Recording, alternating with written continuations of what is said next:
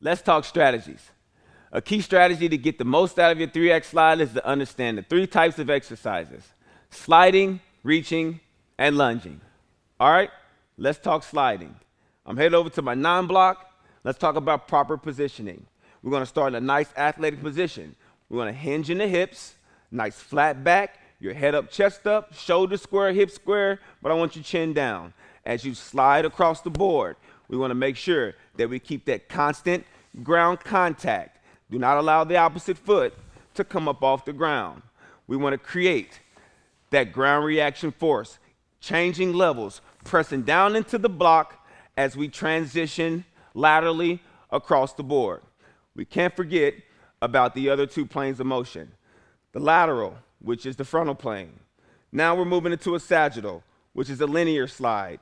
Place our feet behind the block, block 6, as we glide up to block 12 and press back into that sagittal plane. Last but not least, our transverse. We like to refer to it as opening up, which is opening up that hip, or closing down, that rotational movement that makes the 3-act slide so unique. Now, back in that nice athletic position, gonna open that hip, we're gonna glide and slide over to number 5 in that transverse rotational plane. Pushing down using ground reaction force, sliding, opening that hip across the board. Remember, we always return to the opposite block when we do a transverse glide. All right, next up, let's talk about reaching. One thing that will remain the same in all of these exercises is the athletic position that we start in. We're gonna come up to our 12 block. I'm gonna demonstrate a posterior slide to demonstrate proper reaching, okay? So we're gonna start, head up, chest up, nice athletic position. We're gonna reach back for that 6 block and drive all the way back up. What differentiates reaching is the work leg will be our front leg as we reach back. Be sure to have your clients reach back for that 6 block.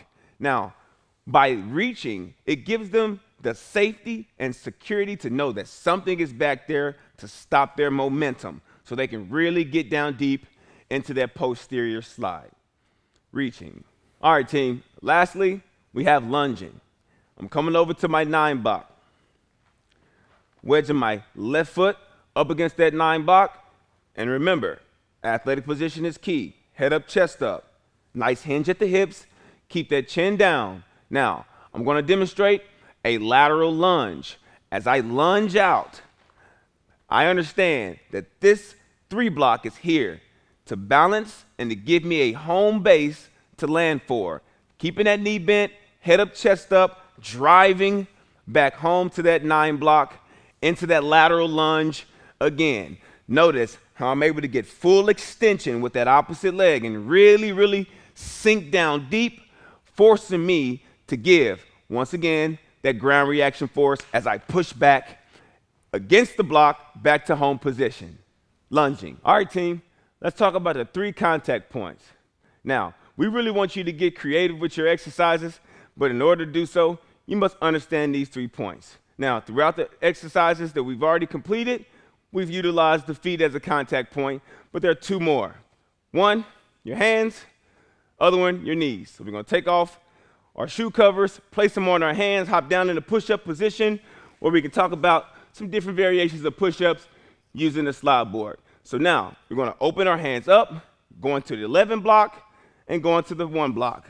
On our feet, all the way out to the blocks, bring it back home, elbows, shoulders in line with the wrist, drive it all the way up and back home. Lastly, talk about the knees. Taking one of the shoe covers, placing it on top, on the bottom of the foot, knee is in contact with the board. We can slide out into that lunge using our knee as a contact point. Across the body and bring it back home. Your 3 contact points. Have fun. All right, team, lastly, let's talk about variables. We want to talk about how can I take the 3-act slide and train top-level athletes, but still be able to develop a program, even for Mama Woods. I'm going to demonstrate a lateral lunge, and I'm going to demonstrate each 3 of the variables. Now, we have movement, we have time, and we have force. First things first, let's talk about movement. We're going to move over to that 9 block. Nice athletic position from the start. Head up, chest up. Nice hinge from the hips.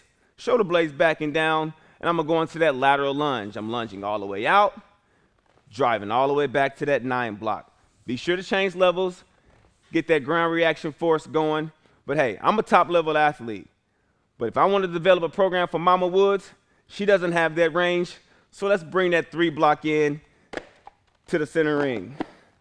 From here, now, Mama Woods will be able to get into that lateral lunge smooth and effectively without compromising her body or overextending. Let's talk about time. Now,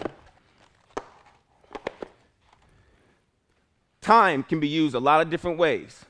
We can talk about working for 15 seconds of work, 30 seconds of work, or 45 seconds of work. That will give you a level of difficulty based on how much time you're actually working. Now, we can also talk about time under tension. As I go into this lateral lunge, I can drive all the way back real fast to that 9 block, or at the same time, I can maximize the time under tension, drive down, and really slide and under control slide that foot back to home base. Last but not least, let's talk about force. We want to be able to increase the intensity for even our top-level athletes. So I have 2 dumbbells with me, 20 pounds, going into that lateral lunge. I'm able to lateral lunge all the way out, head up, chest up, using the 20-pound dumbbells as added force to already a very effective exercise. 3 variables. Let's go to work.